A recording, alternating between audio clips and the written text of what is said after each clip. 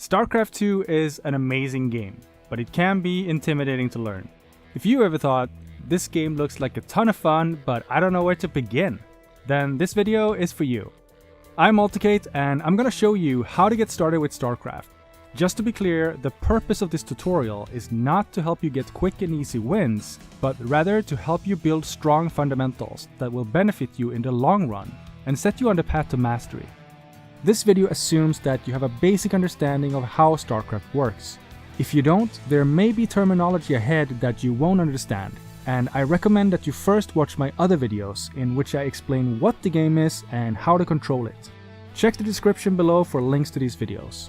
That said, this video is for beginners. I've tested the script out on my wife, who to this day, after so many years of watching me play, still can't tell the difference between StarCraft, Star Trek, and Star Wars. So when she tells me that she understands this video, that means it's pretty much foolproof.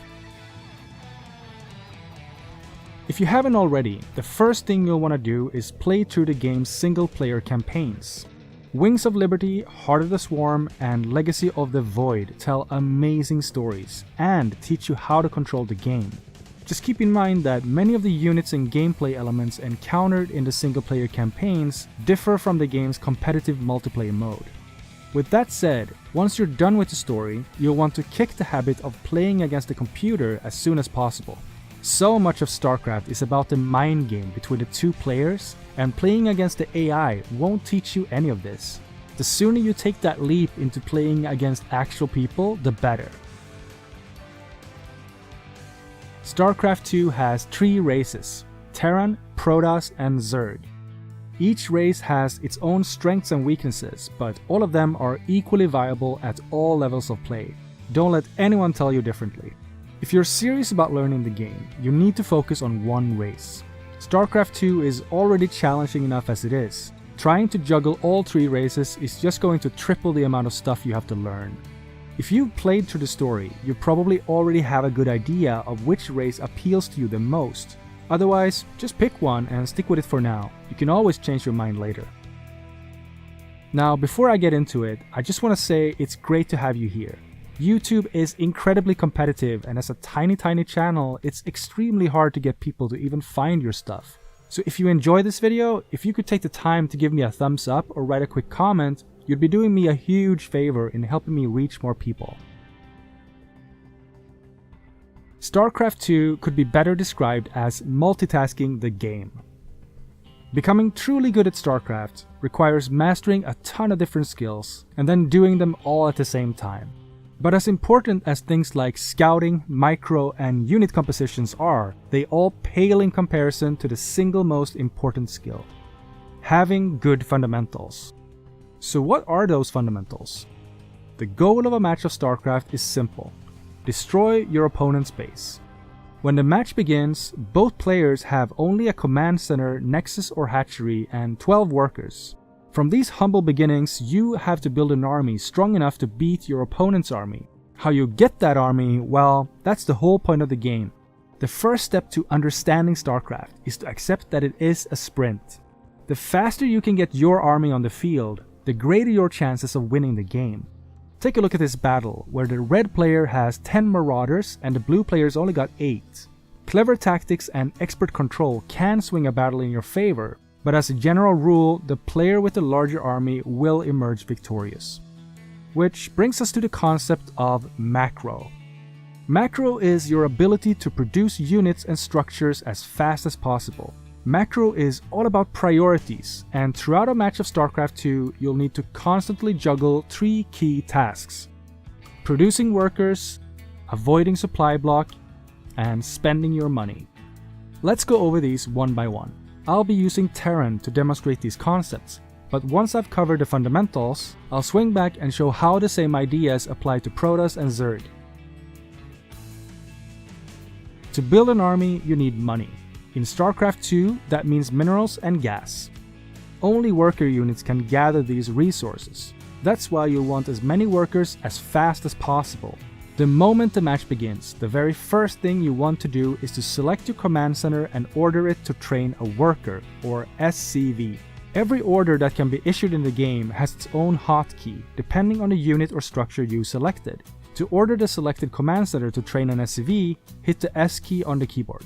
Since hotkeys are significantly faster than moving the cursor over to the SCV icon and clicking it, I want you to get into the habit of using hotkeys whenever you issue an order. With all the multitasking you'll be doing later, you won't have a moment to lose. With your command center selected, you'll now see a progress bar showing when your new worker will be done. Before it finishes, hit the S key again to add a second worker to the command center's production queue. This way, the second worker will start training the very instant the first one is finished. For the rest of the match, your number one priority is to keep making workers without interruption. Even a few seconds delay here and there will add up and translates into lost income and lost production. Training a worker takes about 12 seconds. That means that throughout the whole match, you'll need to check back with your command center at least every 12 seconds, no matter what else is going on. In other words, you're gonna have to get really familiar with your command center. That's why the second thing you want to do when the match starts is to add your command center to a control group. With the command center selected, hold Ctrl and hit 4, then release the control key. You've now added the command center to control group number 4. Whenever you press 4 on the keyboard, you'll instantly select your command center, even if you're on the other side of the map doing something completely different. Now that you added it to a control group, you can quickly and easily check back with the command center. From here, you want to start building a habit. Whatever else is going on in the match, whether you're moving your army, being attacked, or building a new base, get used to hitting 4 every few seconds to check on the command center's queue. If you have less than 2 SCVs in the queue, hit S to add another one. Simple, straightforward, but oh so easy to mess up in the heat of the moment. There's a couple of pitfalls here I should point out. Firstly, you might be thinking, hey, what if I queue up 5 workers at the same time? That way I'll be less likely to miss a worker, right? The reason why you should not do this is because the cost of a unit is deducted the moment you put it into the queue. So if you fill up your queue with SCVs, you'll be down 150 minerals you'll need for other stuff. Secondly, once you get your second command center and onward, you'll want to add it to the same control group as the first one. Adding a new structure to an existing control group is easy. Just select the new structure, hold Shift and hit the same number key, in this case 4. The next time you press 4, you'll select both command centers. With multiple command centers in the control group, you won't see the progress bar for training SCVs anymore. But don't worry, you can still see the queue. Beneath each structure's green wireframe, you'll see 5 white or gray dots. Each white dot represents a unit in the structure's queue, so your goal remains the same as before. Make sure each of your command centers has exactly 2 white dots at all times. Each time you hit the S key while 2 or more command centers are selected, a worker will be added to whichever structure has the shortest queue at the time. Remember that producing workers is always your first priority. Nothing else that you can do will have as big an impact on the match. There are only 2 times you'd ever want to stop making workers. One, because you already have enough of them. How many is enough, you ask? You want to shoot for 80 workers. That's 80. Yeah, that's a lot. To find out how many workers you have and when to stop making them, hover the mouse cursor over the supply icon in the top right corner. Here you can see the total supply of your army and your worker count. The other situation where you'd stop producing workers is specific to Terran players. Once you have constructed your first barracks, you can and should upgrade your command center to an orbital command by selecting the structure and hitting the B key. You won't be able to train SCVs while the command center is morphing, but the benefit of having an orbital command is worth missing out on a couple of workers.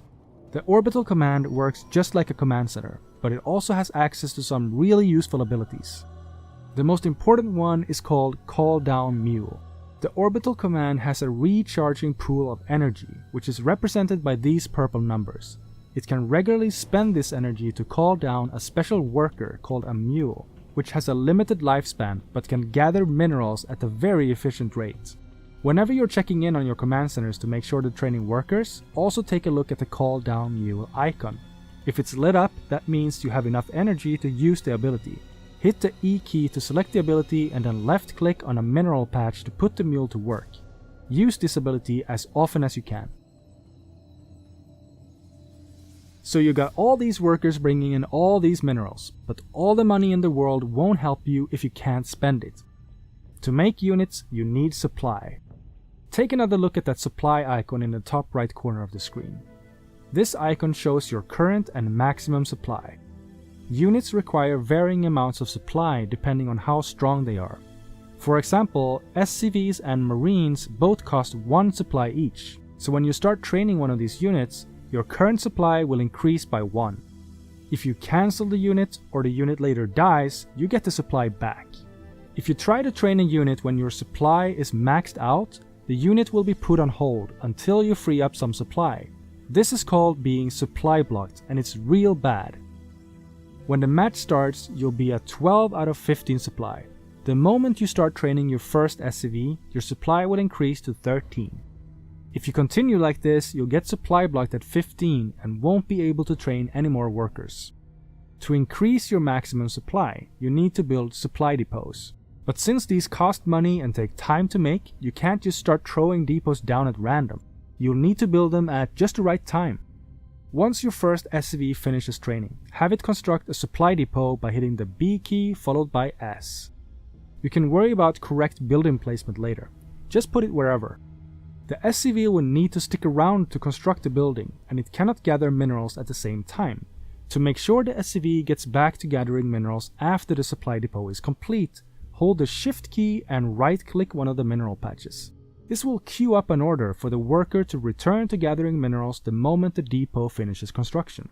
Make a habit of shift-clicking your workers back to the minerals after ordering them to construct the building, or you'll end up with a bunch of idle workers that don't contribute to your economy. When the depot finishes construction, your maximum supply will increase. From now on, every time you train a unit, take a look at those numbers in the top right corner. If you're getting close to hitting your maximum supply, grab a worker and build another depot. Keep it up and eventually you'll hit the game's cap of 200 supply. At that point, even additional supply depots won't help you. With time, you'll start to get the feel for exactly when you'll need to start another depot to avoid supply block. For now, err on the safe side and slap those depots down sooner rather than later. Just make sure you can still afford to make workers and produce units. Unlike in real life, StarCraft money doesn't collect interest, and you cannot save it for a rainy day. You need to spend it as soon as possible. Spending money comes down to priorities. As you already know, your first priority is to train more workers, and your second priority is to build supply depots when you need them. But with all that cash rolling in, you won't be able to spend it all on just workers and depots. The rest should go into building an army. Usually at this point, people are going to start talking about build orders. A build order is a carefully calibrated series of actions taken in-game designed to maximize the potential of a specific strategy. I'm not going to give you a build order because frankly, it doesn't matter at this point. What you need is good fundamentals.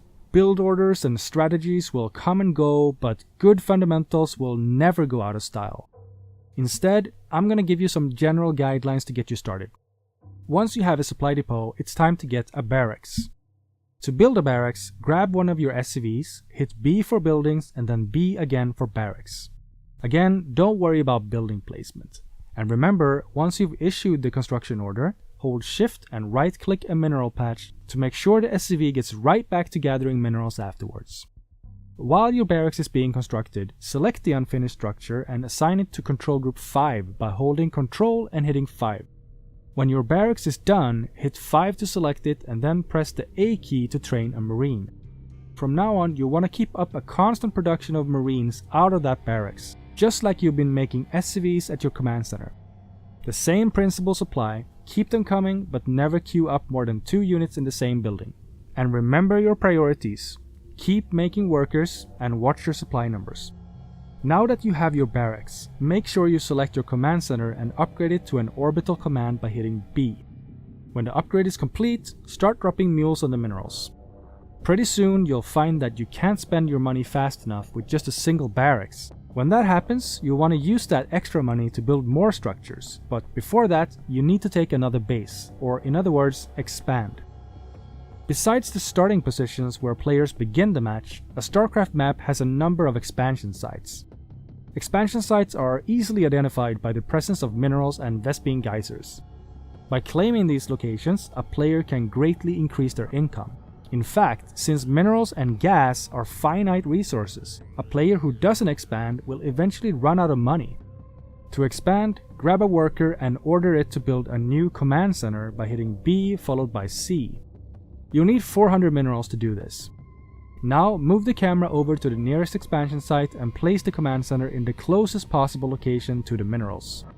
While the new command center is under construction, select it and right-click one of the nearby mineral patches to set the new structure's rally point. Future SCVs built out of this structure will automatically move to the minerals and begin harvesting. Then hold Shift and press 4 to add the new command center to the control group. Make sure you keep up SCV production throughout this. Don't stop making workers while you're waiting for the minerals to make a new command center. And when your new command center finishes, upgrade it to an orbital command before doing anything else. Throughout the match, regularly expand to a new base when you have the money to make another command center, but don't overdo it. One expansion at a time is just fine. Now is a good time to start harvesting gas.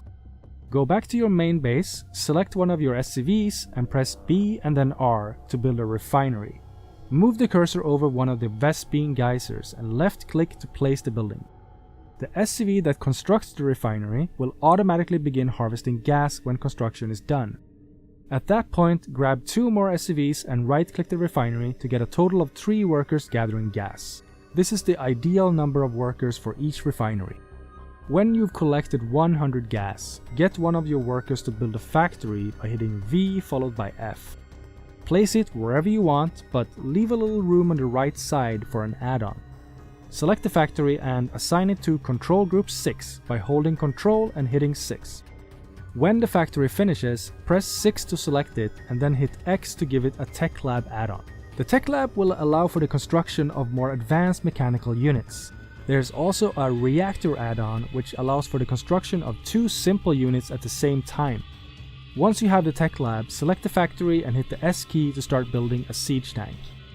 From now on, your goal is to produce SCVs from the command centers, Marines from the barracks, and siege tanks or other units from the factory.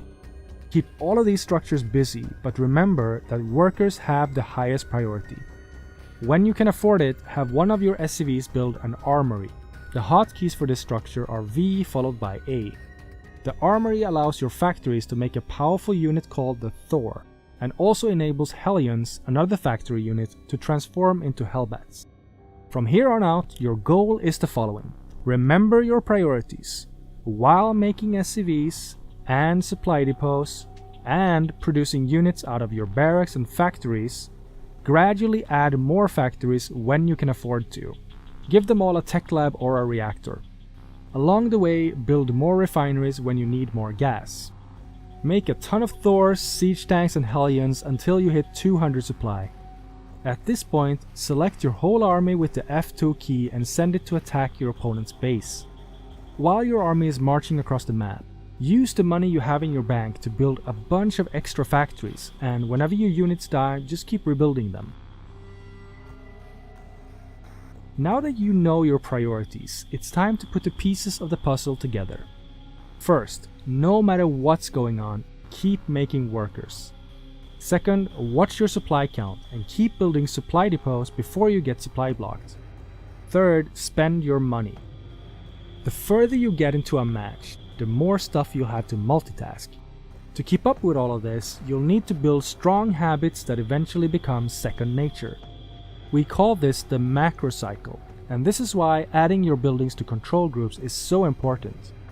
Continuously throughout the match, regardless of what's going on, these are the steps of the macro cycle which you need to go through over and over. Hit 4 to select your command centers. Make sure they're all building SCVs and call down mules if you have enough energy. Hit 5 to select your barracks. Make sure they're producing units. Hit 6 to select your factories. Make sure they're producing units. Look at your supply in the top right corner. How many workers do you have? How much supply do you have available?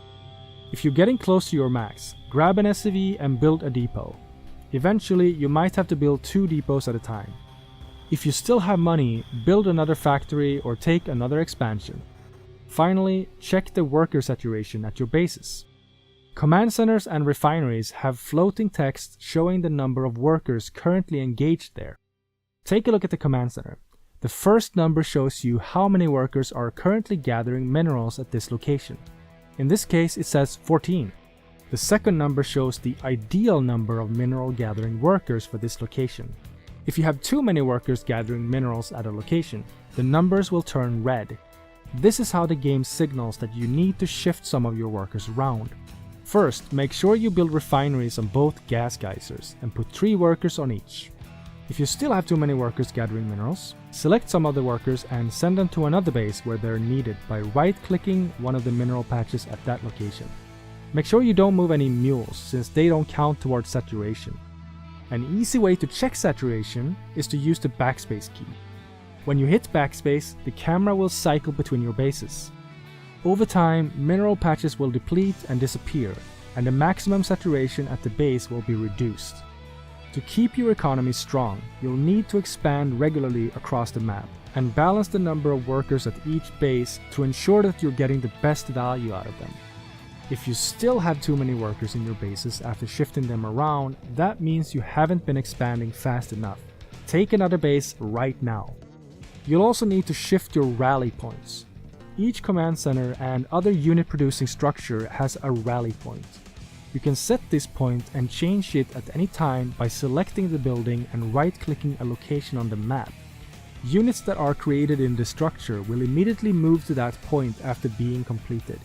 If you set the rally point of a command center to a mineral patch, the SCVs you produce here will immediately begin gathering minerals at that location.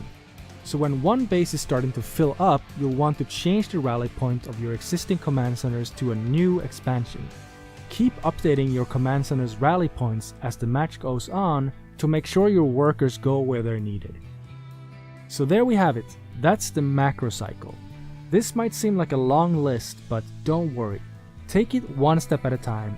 Do it slowly, methodically. Learn to do it right before you do it fast. Over time, the more you do this, the stronger the habit will get. You'll develop an internal clock that automatically keeps track of what needs to be done. It's like a sixth sense that tells you it's time to train another worker, that your upgrade is about to finish, or that your expansion is ready. Just focus on building those good habits and everything else will fall into place. Now let's take a look at the other races. Protoss Macro isn't too different from Terran. Your starting structure is called a Nexus and your worker unit is called a Probe. When the game starts, select your Nexus, hit the E key to start producing a probe, and then hit Ctrl and 4 to add the Nexus to a control group. Instead of supply depots, Protoss get their supply from a building called a pylon, which probes can make by hitting B and then E.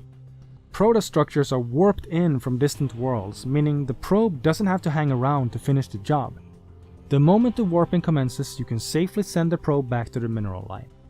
Except for the Nexus and other pylons, Protoss structures have to be built within the energy field that surrounds pylons.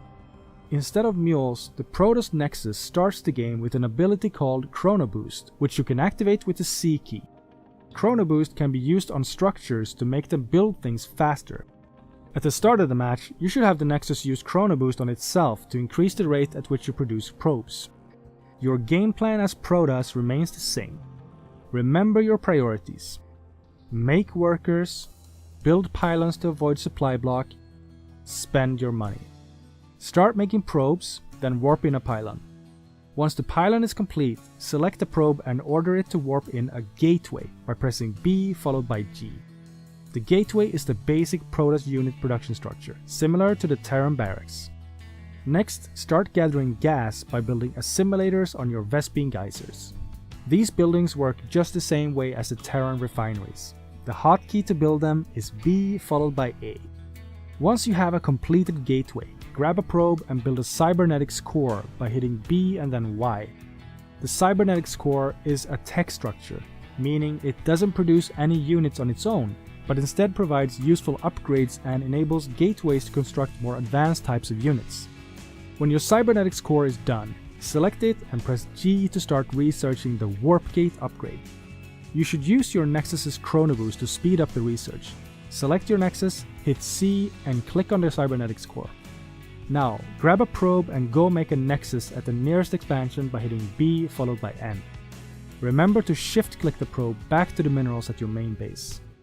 After completing warp gate research, your current and future gateways transform into warp gates.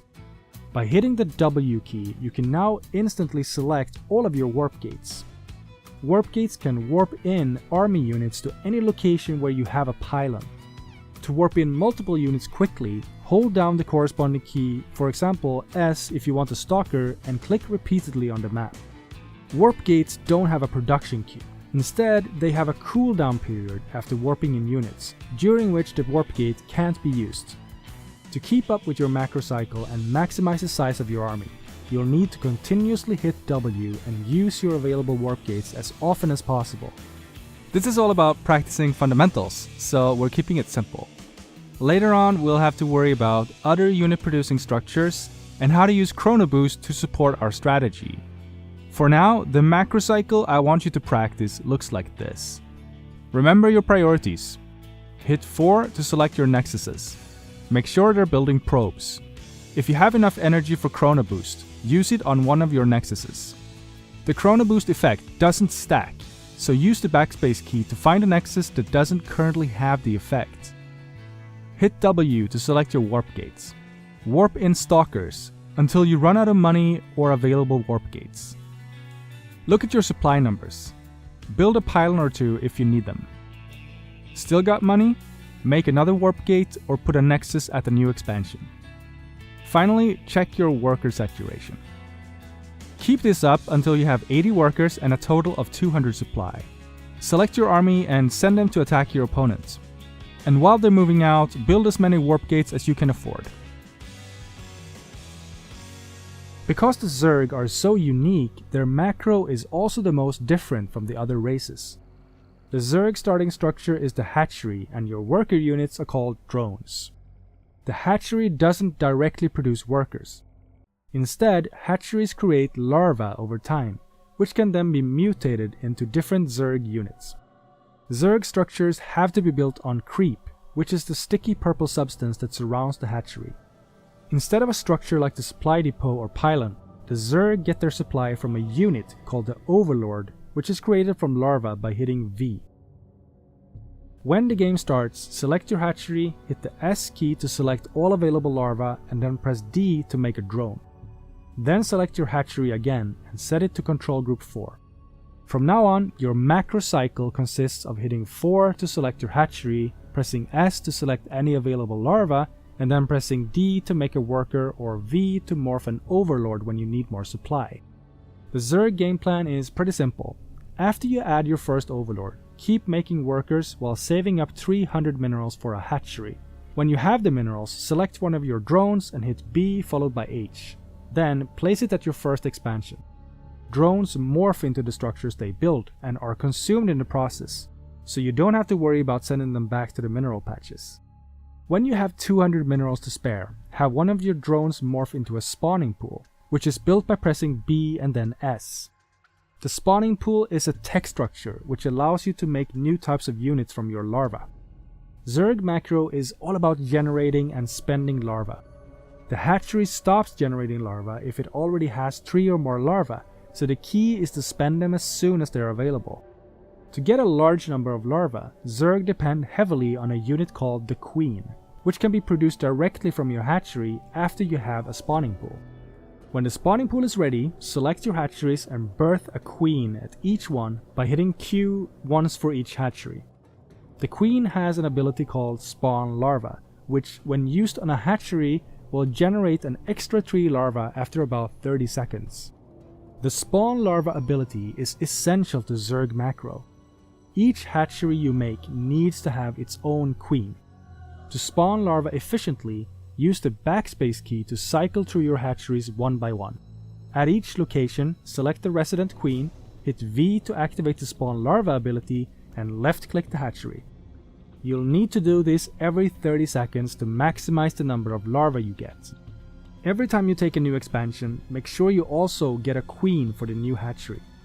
Next, get started on your gas collection by putting extractors on your Vespene geysers. Extractors work just like Terran refineries or Protoss assimilators, and the command to have a drone morph into an extractor is B followed by E. From here, your plan is to upgrade the hatchery in your starting base into a lair. When you have 100 gas, select the hatchery and hit the L key to start the upgrade. Once the lair is done, select the drone and press V followed by H to morph it into a hydralisk den. This is another tech structure, which allows you to turn your larva into a unit called a hydralisk. Now the pieces are all in place, and the macro cycle looks like this. Use the backspace key to cycle between your hatcheries, and have your queens spawn larvae on each one. If your queens still have enough energy to use the ability again, do so, but realize that this is a sign that you're not doing your macro cycle often enough. Hit 4 and then S to select your larvae. Spend them all to make drones or hydralisks, but make sure you also get an overlord or two to keep up with supply. Here's a useful tip. You can spend all of your larvae quickly by holding down the corresponding key, for example, H for hydralisk. Because all Zerg units use larvae as the common resource, you have to find the right balance between making workers and building an army. Learning to walk this razor's edge is probably the toughest part of mastering Zerg. For now, I'd recommend making as many workers as fast as you can and only making army units if you get attacked. Try to see how much you can get away with. If you can't spend your minerals fast enough, expand to a new location or make more queens. Queens don't require larvae and are great for defending against early aggression. Queens are also important for creep spread, but that's a bit too advanced for this video. Keep going until you hit the magic numbers of 80 workers and 200 supply. I know this might seem overwhelming at this point. Don't worry if you mess something up or forget something. What really matters is, and you probably guessed it, remember your priorities. Make workers, avoid supply block, spend your money. Macro is the most important part of StarCraft. If you can do these 3 things at even 50% efficiency, you'll be miles ahead of most players. When you're just starting out, it's all about building good habits. Don't get distracted by flashy techniques or exciting build orders. Practice your macro cycle. To do this, go to the custom menu, click melee, then pick one of the standard Blizzard maps and create a lobby. Click add AI, set the difficulty to very easy, and the build to economic focus. This ensures that you won't get disturbed while you're practicing your fundamentals. Start the game and see how fast you can get to 80 workers and 200 supply. Then do it again and try to beat your best time. With some practice, you should be able to do it in less than 11 minutes. As rusty as I am, I was able to max out before 9 minutes. Let me know in the comments if you can beat my time. Soon enough, the macro cycle will start to feel like second nature. At that point, you're ready to try it against an actual person. Don't hesitate, just jump in. If you feel nervous, I totally get it. Try not to get too hung up on winning or losing. Just remember your priorities, do your best, and have fun. Once you can reliably keep up with your macro cycle, even while going head to head with another person, you'll be ready to take your game to the next level. If you have any questions about StarCraft, leave me a comment on this video and I'll be sure to answer them. And if you want to help a tiny channel grow, consider subscribing. I'll have more StarCraft videos in the near future, and I also have other gaming content like my Final Fantasy videos if you're into that stuff. Thank you so much for watching, and I hope you have a great day.